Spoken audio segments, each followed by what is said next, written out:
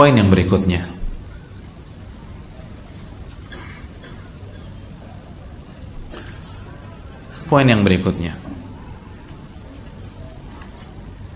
kalau kita mau terjun di ranah sosmed atau di dunia nyata, kita harus membedakan antara ranah publik dan ranah private atau privat. Mana yang bisa di-share dan mana yang tidak boleh di-share. Nabi SAW bersabda dalam hadis riwayat Imam Tirmidzi, "Idza haddatsa ar-rajulu bil hadithi thumma iltafata fahiyal amanah." Ini hadis dilupakan oleh banyak kita pada hari ini. Apabila ada seseorang yang mengajak bicara, dia mengajak bicara kita, sebelum berbicara dia nengok kanan kiri dulu, ada orang nggak ya? Ketika aman baru dia bicara. Kata Nabi, itu rahasia, nggak boleh Anda sebarkan. Itu rahasia, itu amanah. Kalau Anda cerita-cerita, Anda khianat. Dan salah satu tanda orang munafik, wa idza tumina khan, ketika Anda diberikan amanat Anda khianati. Itu salah satu tanda munafik. Walaupun dia nggak bilang, Ustadz kan dia nggak bilang itu rahasia. Udah ngelirik-ngelirik itu tuh tanda, ngelirik sana, ngelirik sini. Begitu ada orang datang tiba-tiba dialihkan pembicaraan, itu udah merupakan indikator bahwa itu rahasia, pembicaraan empat mata. Kita jangan terlalu polos gitu loh. Kata para ulama, innal labiba bil isyarati yafhamu. Orang yang cerdas itu akan paham hanya dengan membaca indikasi-indikasi yang ada. Nggak perlu terang-terangan dibilang gitu loh. Itu orang yang cerdas. Jadi sekali lagi, kalau ada orang mau bicara sama kita, lalu kata Nabi dia nengok ke kanan, dia nengok ke kiri dulu, aman nggak nih? Ada orang yang nguping nggak? Ada orang yang mau datangi tidak? Baru dia bicarakan sesuatu, maka itu sifatnya apa? Itu rahasia, itu ranah private. Kalau kita cerita, Pak Fulan tadi lucu loh sebelum bicara sama saya, ngeliat kanan, ngeliat kiri, ternyata dia bicarakan dia mau cerai sama istrinya. Khianat Anda.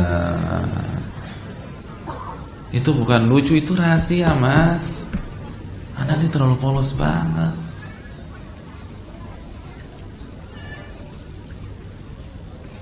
Ini menunjukkan seorang mukmin lagi-lagi harus bisa membaca indikator, indikasi-indikasi di lapangan.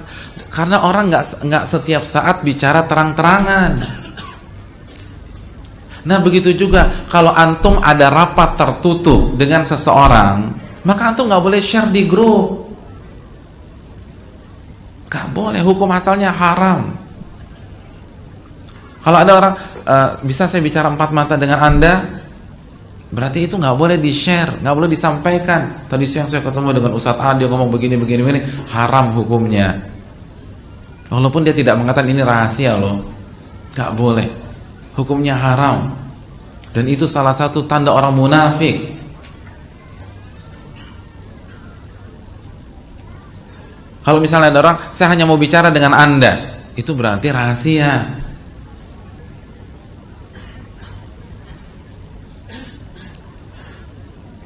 Ustadz kita bisa bicara sekarang, nanti aja ketika orang sudah pada pulang, itu artinya rahasia. Kalau terbuka ngapain tunggu orang pada pulang? Itu indikasi rahasia, itu isyarat. Gak boleh kita buka, haram hukumnya buka. Kita harus paham. Nah kalau di sosmed gimana? Kalau ada orang yang japri kita, dia ada di grup nih, dia ada di grup, terus tiba-tiba dia japri, kita foto japriannya masukin ke grup, ini gimana sih?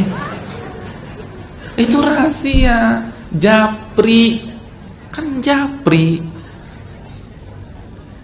jaringan pribadi, kenapa dimasukin ke grup? Itu nggak perlu dikasih tahu lagi. Anda harus paham kalau kita masukkan khianat kita. Dan ini sering terjadi apa enggak? Sering.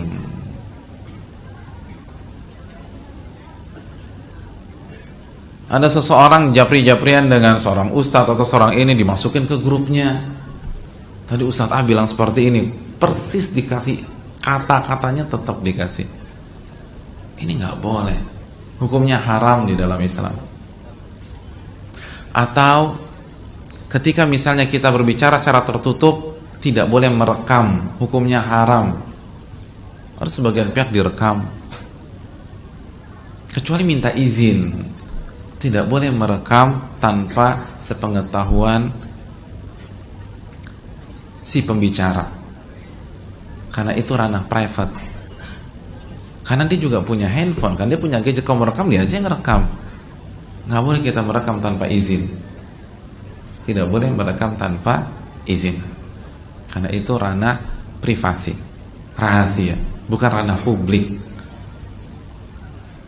Dan ini fatal. Wallahu ta'ala alam bissawab. Kita lanjutkan.